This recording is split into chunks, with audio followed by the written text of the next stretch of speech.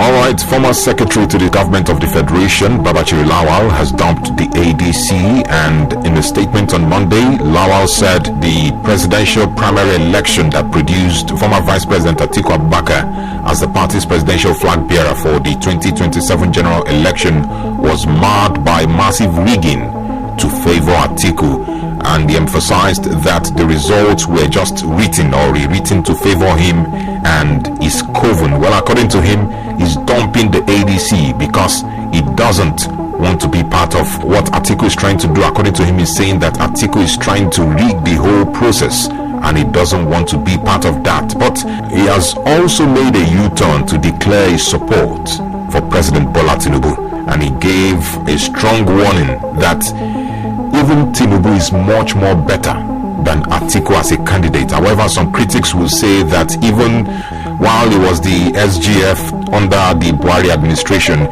he was suspended and later sacked over allegations of diverting funds that was meant for the IDP camps, and he shouldn't be coming out to make mention of someone is manipulating the process. Obviously, we expect reactions from various quarters. From the ADC, has dismissed Lawal's allegation, and they said that he's just trying to lay false claim and he's actually politically motivated. Wike also made mention of some things concerning oppositions, but let's listen to him. You hear people all the time talk about this party is not doing this party is not doing that. When we come, you see, we're going to change the pattern. There will be no imposition, there's no this. You've accused APC of imposition. You've accused PDP of imposition. Now you have formed a new party, a new baby, a righteous baby. The person that the Messiah, the Savior that will come. What has happened now? NDC said we are the new face of democracy. The Messiah that they are looking for. NDC said this kind of party is a party that will not be polluted one day. It's a party that God just brought from the womb. What has happened? So dirty. So what's happening in the NDC? As one as they are, they cannot do a party without protest. Look at NDC, who says a coalition to take over from the distortion of democracy by so. What has happened? While the Congress was going on, the two presidential aspirants came and said, we cannot believe this. That you will perpetrate on this. We have been accusing this party of doing this. Now see what we are doing. See what we have done. So that tells you who is deceiving who. Who is deceiving who? Who is coming to Nigeria to tell them lies? That we're the newborn baby, the messiahs of the time of Nigeria. This is what we want to do. Nigerians have now known. You're all liars. You can't be using us, you can't be deceiving us. You have agreed, just look at this one. You have agreed here, PDP is a dead party, according to you. You've said here, APC is rotten. They cannot have Nigerian democracy. Just ordinary Congress. You have three presidential aspirants. Two said, this is rubbish. This is criminality to the highest order. Why are we complaining against the word? So that tells you, until you go to reality, politics is not something you think you just talk. When you come to the field, you see a different thing. All right, you just listen to the voice of the FCT Minister, Mr. Nyesom Wike, reacting to the crisis that have been grappling the opposition. And according to him, they presented themselves as the new face of democracy. But right now, they are grappling with irregularities and manipulation from their own primaries, and they have dissatisfied aspirants. But let's discuss this morning concerning how serious Nigerians should take these politicians that are just jumping from one party to another. And what's your take on the reaction of Wike and also the reaction of the ADC concerning Babachir Lawal's dumping ADC? Thank you very much. Yes, please. Let me frame that question to say, how will Nigerians take themselves serious and look forward to better Nigeria democracy? Because irrespective of the situation, you still see categories of people jumping, the followers, jumping from one party to another. The same thing that is happening to the political flag bearer is happening to most of the followers, meaning that they have turned politics into business. Before now, if you look at ADC from the beginning, they painted themselves to be a formidable opposition, an opposition that will have shaken the system, and an opposition that will have made us to believe that yes, the 2027 election will be a tough system of election. But in terms of management, what have they done? From beginning, they have been digging out with the members, their hosts in the political party. Those people were like, no, we are the owner of the party. You can't come overnight to overtake our party. Instead of them to manage that one as expected, they refused. They still pack themselves and believe that yes, our issue is to fight the party on ground. And majority of them have different followers with the belief that if they have gone on an ideal system, they will have more followers where everybody will, believe that yes, things will happen. But look at what happened to Obi and Kwankwaso. They left the party. Those people in ADC still believe yes, the room is there to ventilate their own action. After the primary, you can see what happened again. And Abacha, I believe him to have left the party because he doesn't have belief in the process and outcome of the party. Of the party primary, God bless you.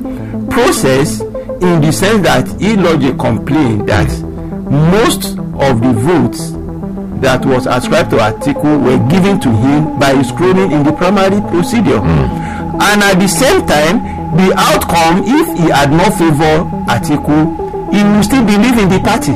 But because he has favored Atiku, that is where you will know that majority of them that constitute that system did not even look at the primary essence of their joining ADC.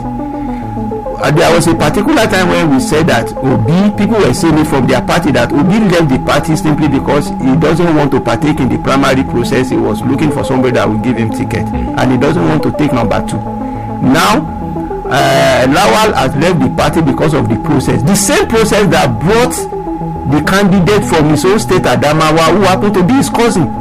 That process is okay. But when he now becomes the national something, it's not too okay. Do you think it's a personal rift that they might have, being that they are kinsmen? Do you think it might be a personal rift? Yes, when you look at the situation perfectly, you will now discover that from what Lawal said, that Atiku is too old for the system, meaning that he has an objection of bringing out somebody else.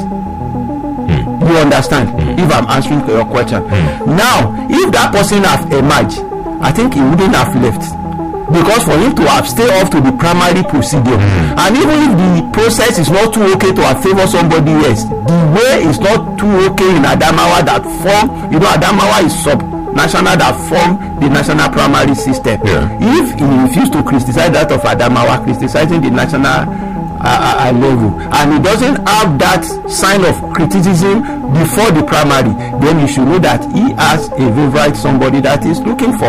And with what they are doing in ADC now, mean that before 2027 election, a lot of them will still leave the party because they have projected themselves before the populace that all we are doing is myself first, not for the nation, which is not too good. And he has been criticized now, even from the party he left, that there was a grass money while he was AGF that caused scandal. These people know all these things before. They never reveal it out. It is as a result of his exit from the party. You can see different things. And I will never blame Wike, because he's preparing his own ground. He believes PDP will not have presidential candidate, and the same thing, the categories of people that exit PDP for another party were now having problem within themselves. And if you look at every situation within them, back to your original question, you now discover that most of the candidates that are showcasing themselves in any political party, in the whole political party in Nigeria today, that doesn't have ideology. The only thing is that they have manifesto, and most of their manifesto are capitalist manifesto. It is myself first and nothing more. Thank you so much, Dr. Adeyanju, for that submission. We have to go on a commercial break. When we come back, we'll take a look at the general outlook of the preparation for the 2027 election. This is still Diamond Breakfast Show, and this morning we've been discussing on the recent exit of the former Secretary to the Government of the Federation, Mr. Babachir Lawal, from the ADC.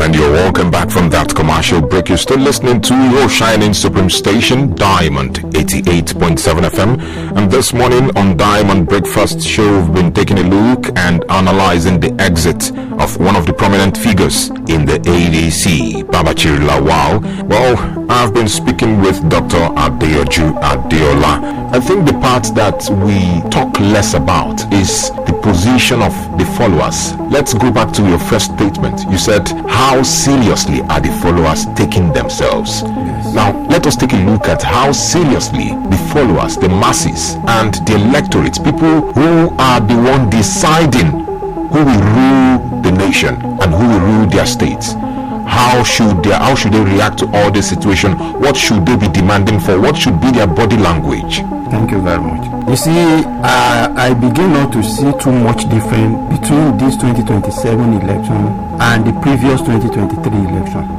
because the last man standing who later won the election, which is President Tinubu, you can see different people like Nedu Okorie, Daniel Boala. You know their action, their statements, and their belief against the administration of President Tinubu, and you discover what happened at the end of the day.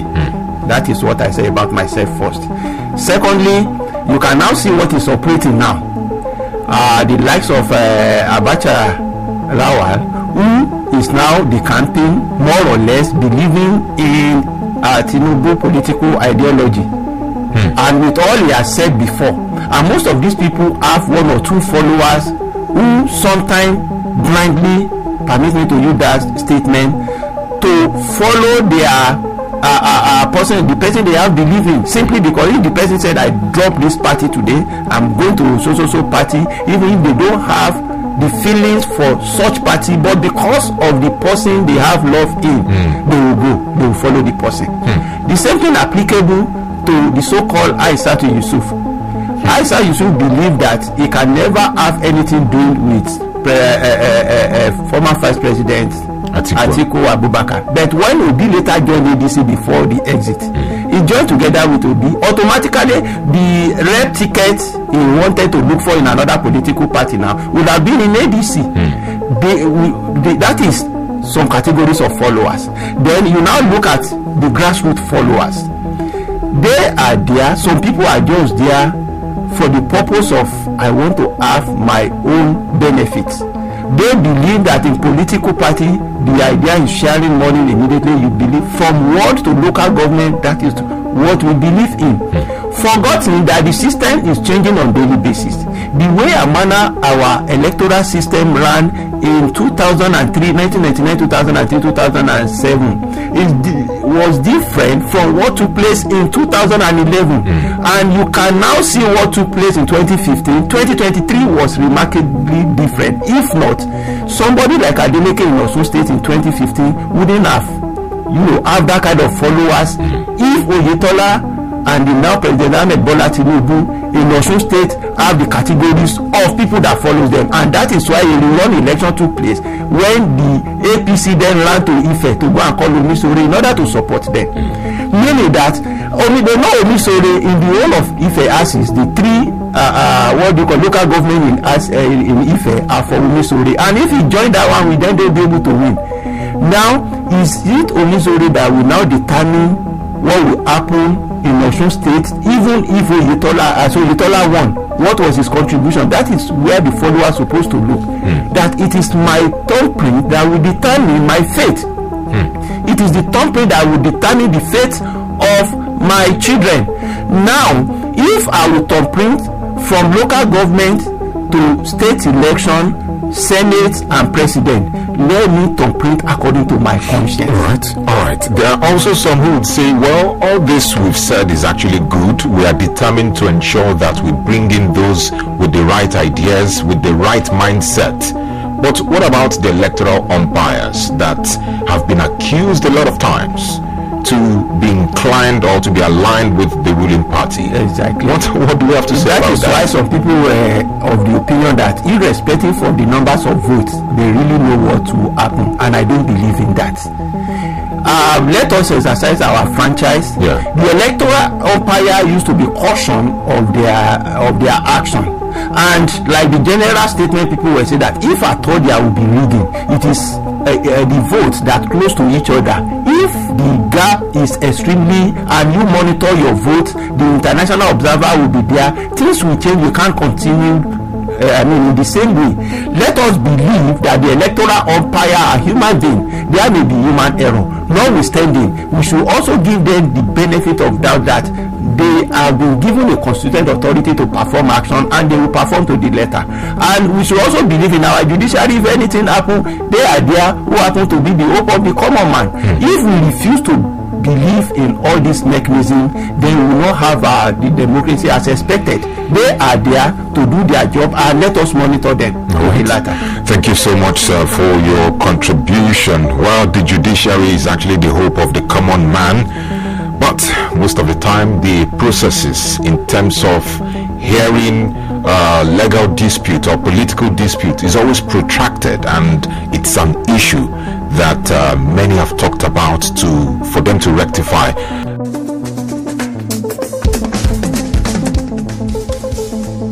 It is sad to see that a government of a state, a government of a country are planning to negotiate with terrorists, which is another indirect way of financing terrorism. I can tell you categorically that if we should make a mistake of negotiating with these terrorists this time around, that is the end of Southwest. That is the end of Oyo State when it comes to terrorism. I can assure you that these terrorists are not just coming today. They've been trying to penetrate Oyo State for like a couple of months ago, but the state government has, left everything, undone. They claim that they bought a private, a surveillance jet worth 7.1 billion naira since July last year. But I can tell you today, nothing has been done. The Amotekun that has, that was in place in Oyo State, they've been reduced to mere bouncers. The government of the state, at the state level, face politics rather than protecting the lives of the people. Instead, now it's coming to say they want to negotiate. That is so sad. What we are demanding for right now is that we want those kids and teachers, to be released. All right, you just listened to one of the protesters in Ibadan, the Oyo State capital, which includes civil society organizations and the Nigerian Union of Teachers. They staged a protest and demanding the immediate rescue of pupils and teachers who were abducted in Orire local government area on the 15th of May. And even right now as we speak, public primary and secondary schools across the state was deserted as the teachers embarked on indefinite strike due to the situation, and it has even affected the ongoing West African senior certificate examination. With all this going on, there is still another narrative. Civil society groups in Borno State stated that the federal government is actually silent concerning the abduction of 42 primary and junior secondary schools in the Askira Oba local government area of Borno State. They are saying that the federal government is giving more attention to that of Oyo than that of Borno State. Doctor, what do you make of this despite the whole halting of academic activities in the southwest? Okay. Let me start by responding to the first person that said something on the audio. Yes. This issue is a shared blame. The next line of action is solution to what is on ground. A shared blame between the government agent, and when I say the government, both the national and subnational, and even with the citizen in the sense that most of these people that came to kidnap the students, they are foreigner. How will now I wonder how do they got to know more about our terrain than even with citizens? Because I said it in one of the sister stations that as you are here now, if you were asked to go to 2 or 3 government schools within this range of Asadam, where is your office? Where your office reside, you will still ask from people that, please, where is so primary school? You can't just blink your eyes and say this one is located here. Why would somebody now come through the forest to get the hint of that place? And that is an area where the citizens are supposed to know that between the hours of 9 and 12, where you have in most of the villages where you have farmers and what have you, they are accommodating strangers who will come in the pretense of they are selling goods to them, or they are that about that. So the shared blame now, as you are blaming the governor that is not too proactive, getting the surveillance, something that doesn't work, you are blaming yourself, you are blaming the federal government. You have to have a concerted effort on how to move, because if you look at this insurgency now, they are now prone to the rural area, targeting schools, which is too bad.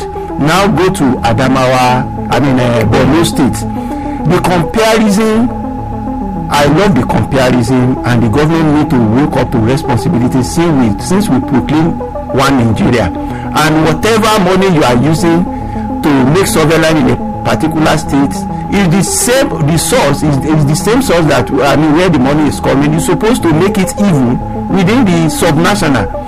But the question I will ask from myself is the way Amana people from Oyo State, not the government, the so-called citizen, criticized President Bola Tinubu on this issue, even if it's from their area. The way they criticized governors of Oyo State, how many of Borno citizens have stood up on the series of kidnapping that has been taking place before the 42 students that connived with the Oyo State something took place? The next thing they will do is that probably, I'm not saying the government is not working and everybody has his own approach to the issue, probably because of the environment. The next thing the governor will do from Borno State is probably, I think he has went to that school, gave the traditional ruler about 10 million naira. I don't know what the money is meant for, probably to share it within the people.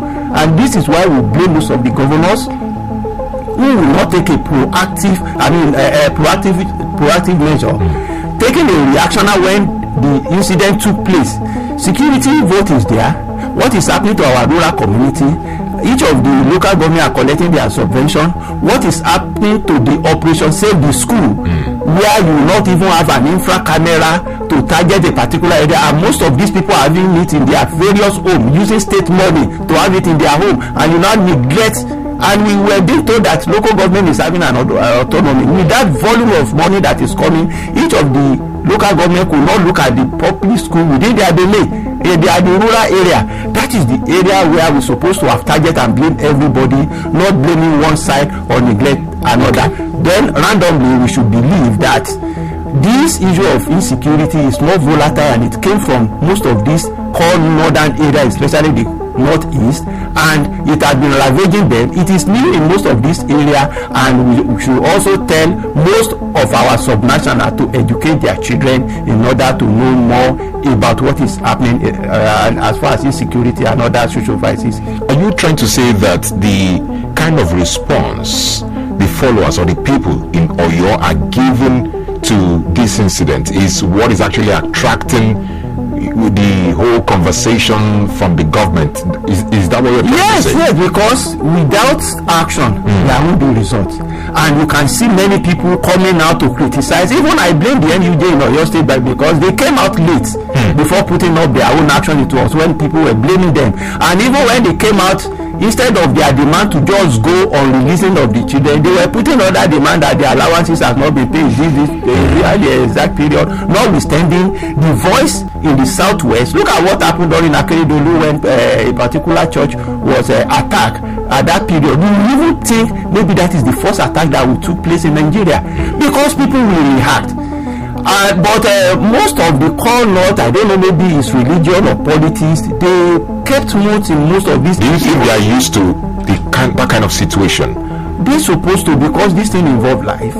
They're supposed to, and we are one Nigeria. Why would something happen in the north? People from the western part of Nigeria will now be, southern Nigeria will now still be their own advocate in what is operating within them. They say when you see something, you say something. Look at what just happened in Lagos the other time. Even if some of the story are being crooked and some people were being arrested, even the pastor was arrested in Oyo State and a woman who happened to be a Muslim of giving fake story. Notwithstanding, we have been saying it, and it has moved from Kwara downward that to the southern part, that even most of the landlord associations should know the categories of people they are. But we have been hearing different stories from the north that somebody will come home in the morning and he will go to the bush in the evening to perpetrate evil, and those people are there watching. You understand? So the action of people also determine this concern. All right. One narrative that many people normally peddle concerning insecurity is that most of the time it is often politically motivated. Let's take a look at a statement of the former governor of Ekiti State, Mr. Ayodele Fayose, and he said that the state governor might be, or the state government might be using this as a blackmail to remove the president. But let's listen to him expressly. When Jonathan was to leave office, the same way he was blackmailed with insecurity, the same way they went to America, they made Obama to carry the placard of Chibok girls. Let me quickly branch to Oyo State very quickly. By this, I want to say to you, before you get to the president in the hierarchy of leadership and governance, there is local government. There is states. States have security votes. They have people that are supposed to be working. They have Amotekun. They have all sorts of names. When you ask governors now, they will say we are not chief security officers. That is incorrect. That was why I was giving an example of myself.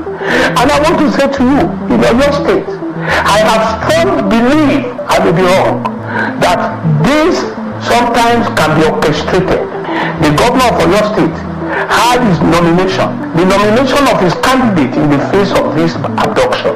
He did not take any action. No steps were taken. It was after all those nominations that he went to the family to visit them, that he brought somebody out, started crying, the husband of one of the women.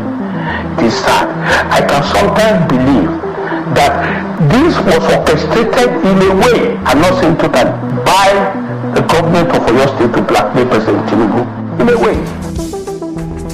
All right, you heard the man, former governor of Ekiti State, Mr. Ayodele Fayose. His younger brother, Isaac Fayose, has countered him and said that this same kind of attack occurred in Ekiti some weeks ago. Did he come out to make any statement regarding the governor of Ekiti State? The governor of Ekiti State, doesn't he collect security votes? Why didn't he come out then? But what do you have to say concerning this? Let us say something on this, that the security votes, because people have been reacting to it differently, that the issue of security is an exclusive list of the federal government. Yes. Then why is the state government collecting security vote if it is an exclusive list? We have two ways of fighting insecurity. We have kinetic and non-kinetic. The non-kinetic is supposed to be a proactive measure by the state government. If you have all those gadgets, nobody asks you not to get a drone, or nobody asks you not to get a laptop to monitor what is happening in our villages across, and we are collecting the money. Then from what Fayose said, I think, let me redress that. But I don't believe that a state governor can sponsor such kind of action. But probably the way Amana Governor Tinubu reacted to the issue by bringing out Professor Alamu, who happened to be the husband of the principal. That's Governor Seyi Makinde. Yes, Governor Seyi Makinde. So he brought out the professor to ask him something that maybe he's trying to stigmatize, according to Fayose, in order to use propaganda and tell people of Oyo that I've been working, I've done this, I've done that. What is the federal government did? And you can see before yesterday protest, a powerful delegate from federal government visited Oyo State and landed the helicopter in that particular village. Even that was criticized by some northern people that has not been done. Notwithstanding, as the Fayose said, my brother is only doing this.